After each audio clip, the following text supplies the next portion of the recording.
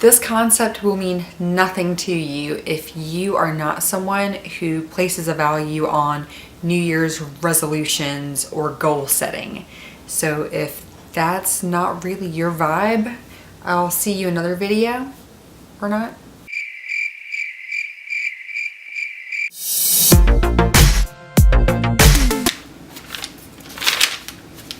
Where is it? Today I am a little less sparkle and a lot more ash. Hi guys, welcome back to my channel. I'm Ashley Sue. Welcome to 2018. I know we've been in the new year now for almost 4 weeks. Almost. My gosh, I'm dry. I've been meaning to do a video for a while now about New Year's and about New Year's Take Two, or as I sometimes call it, Reset New Year's. So did you make any resolutions or any goal setting, fresh behaviors you want to do, old habits you want to kick, being a better person, the you want to be, lose weight, feel great 2018? Is this you that I'm talking about here? I'm somebody who's always been a little fascinated with resolutions, and as I've gotten older, I have decided that resolutions feel more like rules, and you're setting yourself up for failure. It's like being in the 3rd grade again when you misbehave and you break one of the rules and the teacher writes your name up on the chalkboard, except you are the teacher punishing yourself. Talking out of turn, that's a paddling. Looking out the window, that's a paddling. Staring at my sandals, that's a paddling. Paddling the school canoe, oh, you better believe that's a paddling. So you're setting rules for yourself straight out the gate that you're going to let yourself down on. Most people in my life aren't really into resolutions or New Year's goal setting at all. That's true. It is an arbitrary day. But for me, New Year's Day is my birthday, so it's like a literal new year of my life. And to me, that's a great non-arbitrary reminder. It's one of my annual reminders to assess and evaluate who I've been, where I'm headed, where I hope to head. Because where you're headed is not necessarily where you hope to be heading. But it's kind of important to evaluate who you are deep inside. I don't just mean, are you exercising enough? Are you eating enough salad? All of those things may be great indicators of who you are deep inside, but those things themselves aren't who you are inside. You need to think about the inklings that you think you may be called to do. Chronicling things and photographing things. Maybe photography is your kick. Do you find that the half hour a day you spend in the kitchen cooking is the happiest half hour of your day, that you feel relaxed? You just kind of have to think about yourself in those terms if you don't know what your grand purpose is, because I don't think most of us really feel our calling per se as strongly as we hear about people doing. But we also have to really assess what behaviors we are currently doing in our life that are dimming our inner sparkle. What are we doing that's impeding who we are? I'm eating the wrong foods. I am eating sugar, and I know that sugar keeps me feeling bad. It can be as simple as get physically active again so that I can chase my kids around, because being an active mom and wife are things that are important to me. All of these cognitive behaviors are things that will get you back on track, that hopefully is more in harmony and more compatible with who you are. But it also might be bigger things. It could be like much grander behaviors impeding who you are, like procrastination. And you can't really set a goal or a resolution of, I'm gonna procrastinate less. Get her done.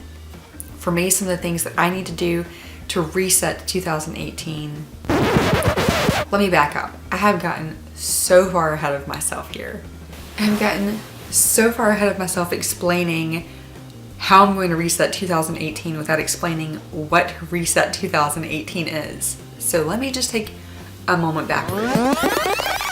The last week of December You start feeling very sparkly and excited with anticipation of the new year. Start scribbling down notes of the things you're going to change and the ways that you're going to be different starting the first day of the year. Then by Martin Luther King Jr. holiday, you have broken all of your resolutions. You are back to your old behaviors and you're thinking, well, I have screwed up, so we will try again in another 50 weeks.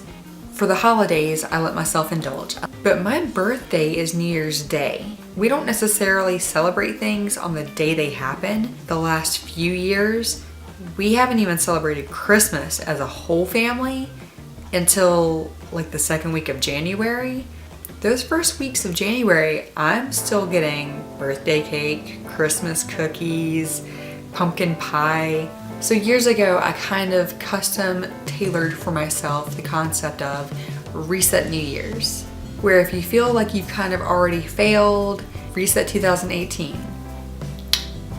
It's time. I'm gonna try to keep this video not a half hour long, and I just wanted to talk about the concept with you. The best way I can put it is think of every bit of who you are as a shelf. Be the shelf. Consider yourself a condensed shelf. And all the parts of who you are right here on the shelf all the time. And you constantly, all day long, you're reaching for parts of those parts of who you are. And there are some really big parts of who you are. The core of who you are, the things that make you sparkle, that bring you shine, that bring you joy, that make you feel like you're a contribution. Now, imagine that right here on the front of the shelf, all your bad habits, all the unfinished projects that you haven't done that keep weighing on your mind, all the little things that you mean to do but you keep forgetting to do until you see them and you go, ooh, I still haven't done that. Every time you want to access one of the good parts of who you are, you have to reach over all of these little crappy things right here on the front of your shelf. Pick up the little messes, the little piles. If you have dead plants in your house, get them out.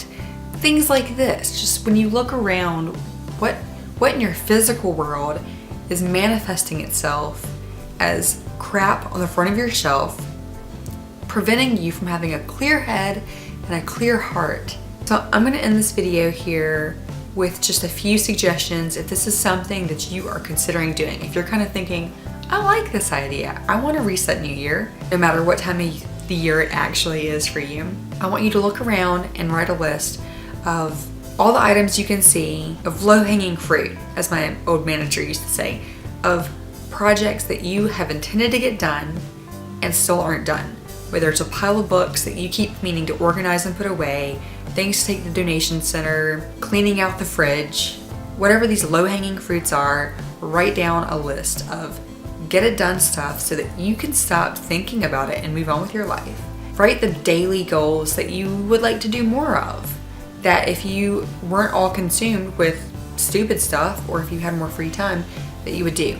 I will paint more. I also will be working out more because I'm going to lose 40 pounds this year.